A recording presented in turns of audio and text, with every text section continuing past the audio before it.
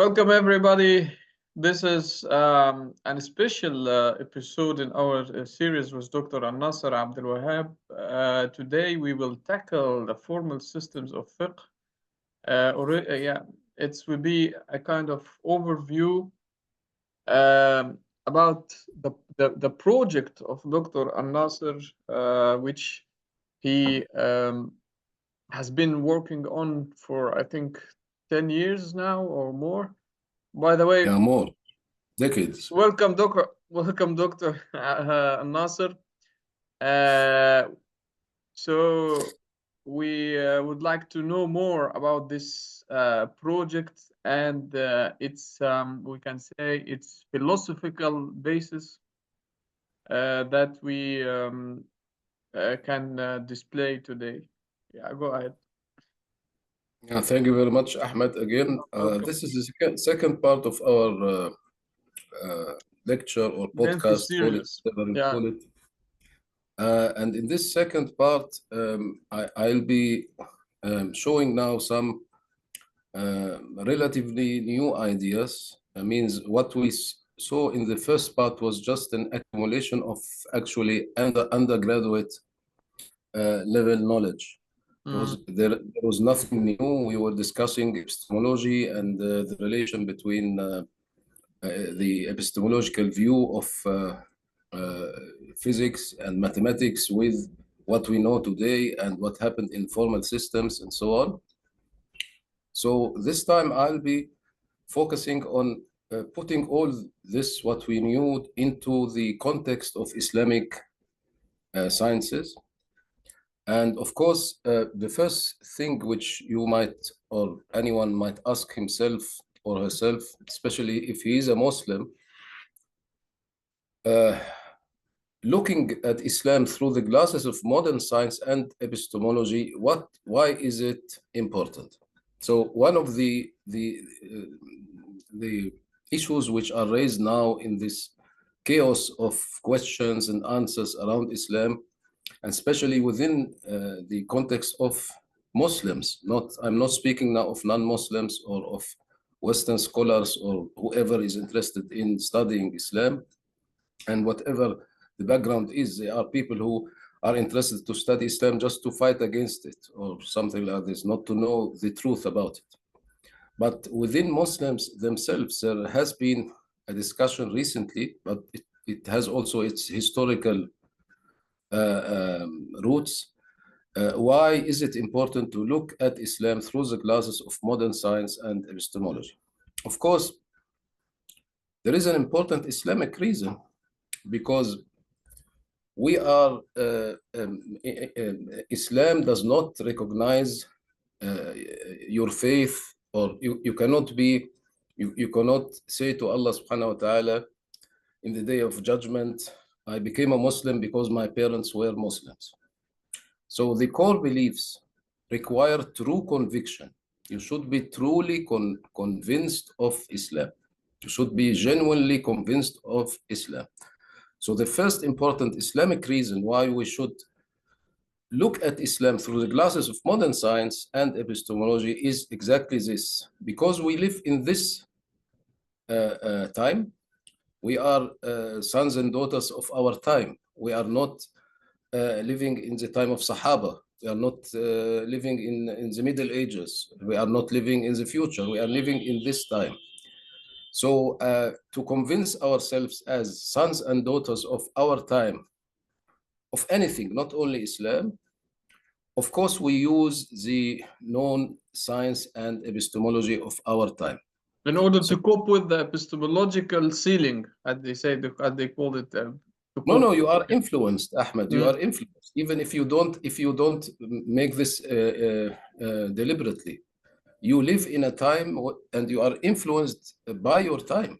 You are influenced by your time. So your beliefs come from your time. Yeah? They don't come from any other source. You are son or daughter of your time. So the first important reason, Islamic reason, because we are living in this time, we need to convince ourselves of Islam and of the beautiful principles of Islam truly using our time's science and our time's epistemology and the knowledge we know in our time, not in any other time. So this is a very important reason. And this, not regarding this reason as essential, is actually a very big mistake, because as we know, and this is also a question in usul, all Muslims, all scientists, and everybody, and from Sayyidina Muhammad until now, they know that your core beliefs, or it is common knowledge that your core beliefs in Islam require that you are convinced. You cannot just go and say to Allah subhanahu wa ta'ala, I was a Muslim just because my father and mother were Muslims. I was not really convinced. You are not, this is not the definition of a Muslim. To be based upon evidence, yeah. Yeah, so related to that is, of course, if you are going to be convinced of something, here we come to what we discussed in the first part. We need to be generating objective scientific evidence leading to empirical belief. You see here, I don't bring mathematics. I just bring experiments, empirical, and then I don't bring knowledge. I bring belief. As we saw last time, empirical belief is the common belief, which the common level of certainty which we have also in science. So to study Islam through the modern science and epistemology, we will be able to generate objective scientific evidence leading to empirical belief, which makes our beliefs as founded as those in the science. But at this point, one may ask, will we make the Islam the reference or the science? So this can be that. Yeah, I mean, the discussion is exactly about this point. And here again, I repeat again, of course, if you, for example, even forget about Muslims who are born Muslims, yeah? Now a convert, or they call themselves a very nice name, revert. The reverts, of course, they will have a reference outside Islam. Of course, their reference is, rationality. Their reference is their own rationality. It must not exactly be the modern science or the modern epistemology, but rationality in general. So of course, you will go outside the system and have a rational reference. Reflection. Okay. No, you'll have there is no problem in saying that to convince yourself with Islam, my reference should be my own rationality. To the contrary. To the contrary, actually, Quran always is saying this. Is saying, tafakkaru, think about. Encouraging people to reflect in themselves, in the world. When people reflect, they will, of course, have as their reference their own brain and their own empirical evidence and their own science, of course. So there is no problem in saying that we will be having rationality as a reference, not necessarily science and modern technology as we know them. Yeah? But most of our modern sciences, if we call them really sciences, yeah? Of course, we discussed last time the difference between pseudoscience and science. I will not take pseudoscience to be reference to Islam, but I can take science. Yeah? So here is also a very tricky thing. If you say, for example, history as written by Western scholars is a science, and I will use history as written by Western scholars as a science to contradict Islam, this is, of course, nonsense. Why? Because as we saw last time, it is in the first place not a science at all. It's a pseudoscience, actually, like we saw last time. Of course, you might have this and that theory which are eligible, which are scientific, but most of those so-called humanitarian sciences or humanity sciences, as we saw last time, they are actually pseudosciences. We are going to revisit them again. So there is no problem in having reference outside Islam, of course. Either convert if you are someone who is not a Muslim and want to know From about it, outside, we mean you we have can put it like that, outside the textual evidence. no, when you say reference, you say something which is for you fact, or let us say for you knowledge, or as we said last time, for you empirical belief. You have a set of facts which are your reference. Huh? So Now they are those complementary between revelation and reason, and in order to reflect. no,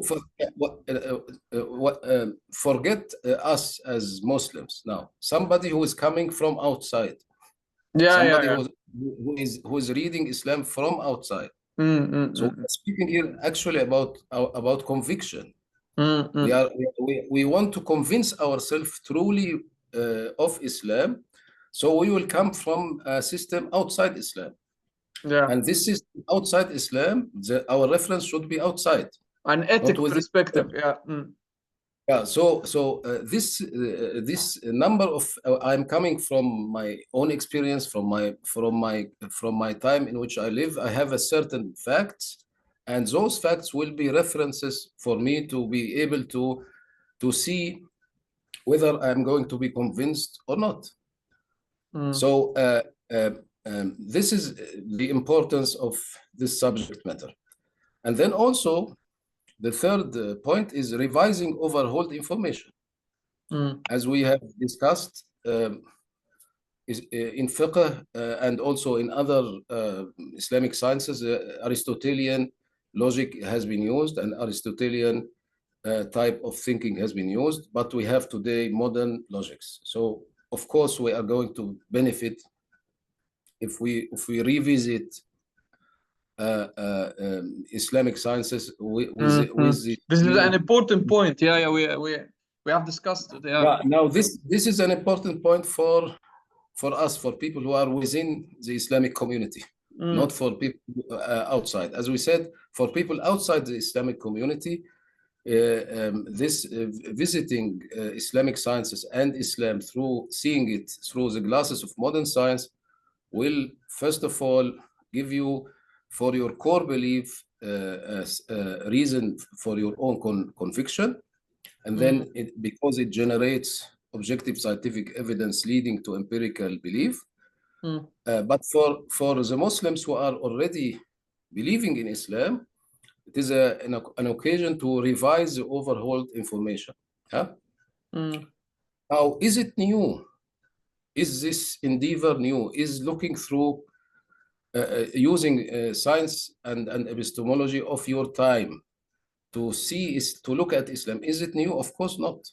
This has already been done many times before in all golden ages. When we say golden age of Islamic civilization, there is always an influx of views and ideas of your time, of other civilizations, which made Islamic sciences rich and richer. Yeah. Now, what are the expected results and side effects of this this new look? What are the expected results and side effects? First of all, this is very important, replacing pseudoscientific Islamic studies. Whether those Islamic studies are originally in the West, originated in the West, or within the tradition, Muslim tradition. Tradition. As we saw, when I say here, and this deliberately, I have written here deliberately modern science, not pseudoscience. So like I mentioned now, if you say, for example, Durkheim is the ideas of Durkheim in social sciences are to be applied to Islamic studies, then I can already immediately object and say, but this is not science, it is pseudoscience. So I'm not speaking of applying pseudosciences or using pseudosciences to re-understand the Islamic heritage. I'm saying replacing the pseudoscientific Islamic studies with genuine scientific studies, scientific, not pseudoscientific. And probably this will take out maybe 80% of what they call today Islamic studies. Unfortunately, it's not a funny thing, but unfortunately, it is the case. Orientalism and all this, as you know, you yourself know, there are, of course, some interesting work which has been done, but most of the work is, from the scientific point of view, garbage. From yeah,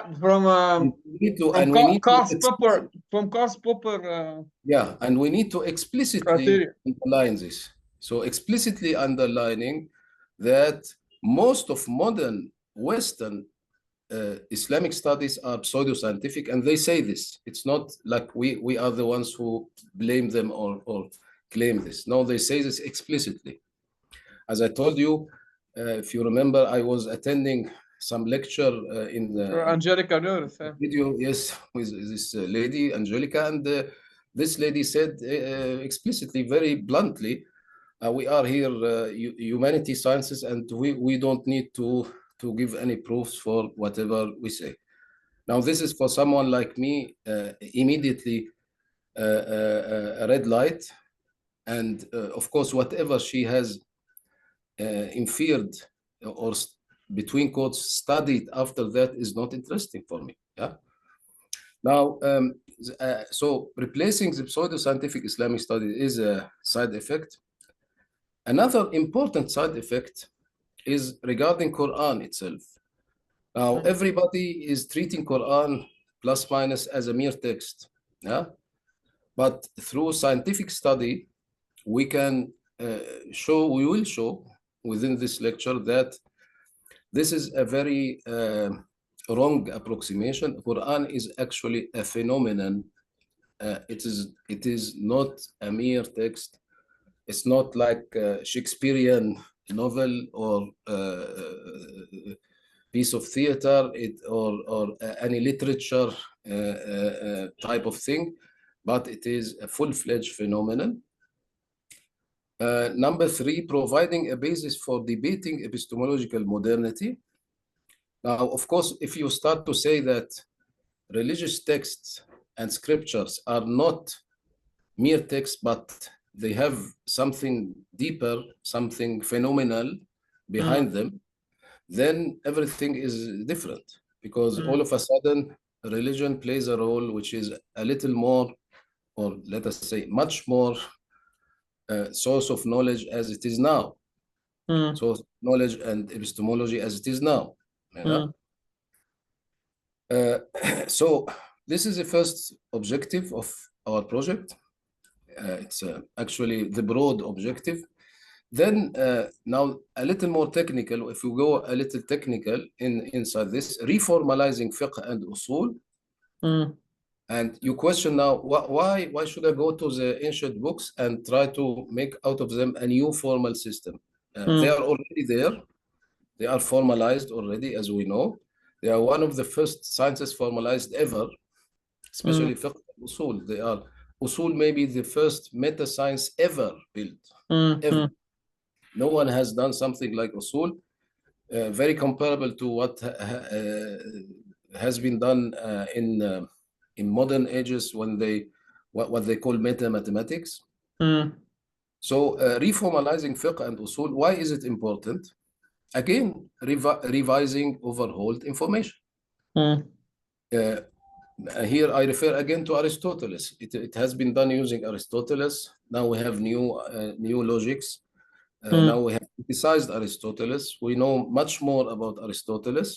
We have formal systems that are more powerful than Aristotle, so we can revise this overhauled information. Again, the question, is it new? Of course, no, not. Why? Because fiqh and usul are already formal systems. So the guys who created fiqh and usul already did this job. Especially متكلمون, Yeah, متكلمون also, but all the others also, even Imam Shafi'i, the inventor of usul. But the usul after Imam Shafi'i, the engagement logic was more. It started maybe by al-Baqillani, then we can say al-Juwayni, Yeah, but till we reach al-Ghazali in the sixth Yeah, century. but here I disagree a little. Of course, Aristotelian was not only the logic itself, but it was the whole formal systems. Means, for example, defining precise meanings of words and of Yeah. terminologies and all this. This is part of a formal system. So Mm, what Imam Shafi'i did is actually a formal system, whether we like it or not. It was not really so formalized like what happened after that, and it was not Aristotelian, I agree, but it still was a formal system because he mm, started by defining terminologies by making his ontology in a way or another clear, and then mm, started to discuss how about qiyas, how do we deduce. So all mm, this is formalization. It was not Aristotelian in the beginning, mm. but it is a formalization. Huh? Yeah, because we have two types of analogy. We have the fiqh analogy, al-qiyas al-usuli, or the usuli analogy, and we have the Aristotelian one. And there are differences between them. Yeah. Yeah, but whatever difference, it is formal. It is at the Mm, end mm, a mm, mm, formal mm. system. So the Whether point, you our main point is the formalization. Mm, formalization, exactly. So he started with the formalization. So already it has been done. What we are trying to do now, again, as in the first point, is not new. mm, It has been done already. Now, what are expected results and or side effects of this effort? Now, because we have all this information in the new age, we're studying the scope of fiqh and usul and their contribution to society. Now, mm, even the scope of fiqh and usul is a little different. mm, It is not only related to religious matters, but it has come into very many areas in life where the contribution to society, we have to rediscuss it. We have to mm, redefine it. If you reformalize fiqh, you will be actually also reformalizing its contribution to society. mm, Then introduction of new formal concepts like undecidability. mm, This is a very important technical point. The idea of undecidability came with modern logics. The systems of Aristotelian systems are actually decidable, mm, as we discussed before. Now, if we are saying that we want to extend Aristotelian or take Aristotelian out and put something like modern logics within the usul and the fiqh, then we are actually introducing the concept of undecidability. And now here I would like to mention that if you Google fiqh algorithms mm. anywhere in the world, I'm very honored to get in the first 8 results that you get my paper about especially this issue of decidability. So we had already I with think my I think I put it in the link of the others video. so Yeah. I had already with my esteemed mother and with my colleague who is a specialist in epistemology Mm, discussed and studied decidability within the fiqh in this paper. In this first paper, we discussed this, um, and anyone interested should look it up. Actually, what we are saying will come again to this point. What we are saying is that we are before a decision. If we want to extend the power of our formalism in fiqh, then we'll go to the undecidability. If we stick with the old or fiqh or Aristotelian usul, way, because the usul is the best. By the way, I have to define usul for our viewers who didn't study Sharia or Islamic studies. The usul is the science or the knowledge needed as a tool for the faqih or the uh, mujtahid in the Arabic term, in order to know the sources and its qualifications to be a reference in order to work in the field of fiqh. So is the evidence, the textual evidence from Quran or Sunnah, to know the reliability of such evidence. Yeah, in you can order to. actually, for someone who doesn't know this, maybe non-Muslims or whoever is seeing this, Any of our viewers, yeah. you can resume this in just one sentence. It is the meta fiqh. Usul Yeah. is meta fiqh. Mm. It's Is you the go to the basis, the point of departure from where the jurist can start his research in order. Yeah, so in usul you define the terminology, you define the ways of deduction, and you say Exactly. why this way of deduction is right, why this is wrong. You define the role of language. You define what you see within language to be a rule of inference, and all these type of things. Mm. You define also the concept of truth. What do we Mm. consider to be truth, and are there degrees of certainty? All this Or it's is within a usul. methodology. It's called, sometimes they translate methodology of jurisprudence. Yeah, but this has a name, Ahmed. We shouldn't invent names. It's called meta science. So meta Meta fiqh, science. like Okay. we have mathematics and we have meta But mathematics. I say the So translation, our viewers, if they are a little they acquainted don't with have the modern science, background. they will Yeah. know immediately. No, Okay. they will know immediately. Anyone who is a little acquainted with modern science and epistemology will know when we say it is the meta fiqh. Mm. Usul is the meta fiqh. They will know immediately. Now, there is a point here, which I put here in yellow, understanding completeness of Sharia in a new way. Now, this is a Mm. very technical point. It has to do with the idea of decidability again. Because Mm. if we say that, what does it mean decidable? Decidable means that for any question, I have an answer in a way or another. If I have, for example, a computer system which will answer me, it will never hang. Yeah. So this is the decidability. Now, we know that in Quran says that that it's Sharia, the Sharia which is brought by Quran is a complete Sharia. Mm. The idea of completeness of Sharia is redefined if we think about completeness of formal systems. Now, this is a technical point. I will come to it within the lecture. Of course, the last but not least is creating a programming environment for fiqh, which always you tell me to speak about. Yeah, the Actually, project. all this is before it is before program. Programming is always the last thing you do. Yeah, the Mhm. last you never start programming without putting the right paradigm and putting the right overview of your work. Mm. Now, let me go very quickly through the agenda. How much time do we have? I think we have 7 minutes more. Well, we have then only this one Okay. Point. agenda This point. point. So for this part, summary of results of first part, we are going quickly through the summary of the results, the epistemological results. Then we'll go into the question, can there be a scientific proof of God? Which is a very important question. When I say scientific proof, in the modern understanding of science, not in the ancient understanding of science. In the science as we understand it today, can there be a scientific proof of God? The next thing is Quran a mere text or a phenomenon? Then we are going to speak about incapability principles in Islamic sciences. If you remember the incapability principles we had in physics And the and philosophy of science. Yeah.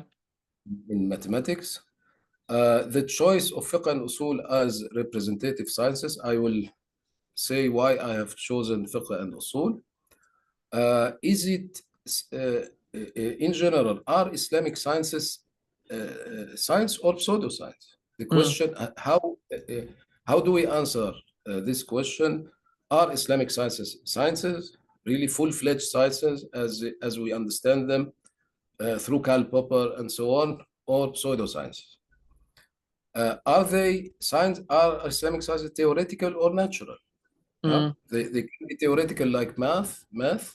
They could be also natural like physics. Now, I will speak also a little about the history of formal systems of fiqh, Aristotelian syllogistic systems and their use in different schools of fiqh and usul, and the objections. So I'll be showing the formal system, the skeleton of the formal system of fiqh and usul. Before going into the modern perspective, of course, in the modern perspective, I will show why Aristotelian syllogistic systems are overhauled by mathematical logics. Why it is not very modern to use Aristotelian systems while you have whatever we have already mathematical logic, yeah, discovered in through mathematical logic. And then the question, is mathematical logic an alternative to Aristotelian syllogistic? And why do we need a change in the formal system at all?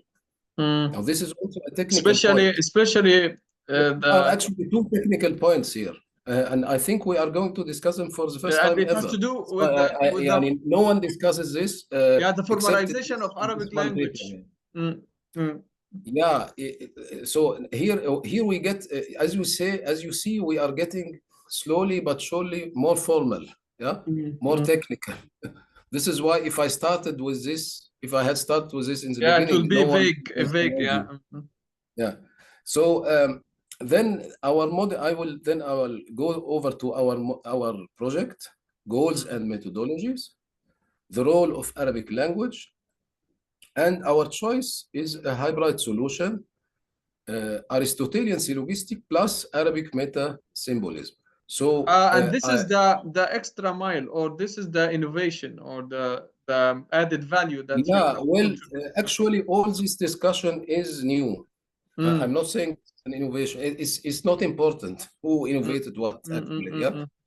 For example, the discussion, is mathematical logic an alternative to Aristotelian syllogism? Actually, this should be a PhD in fiqh. The formalization of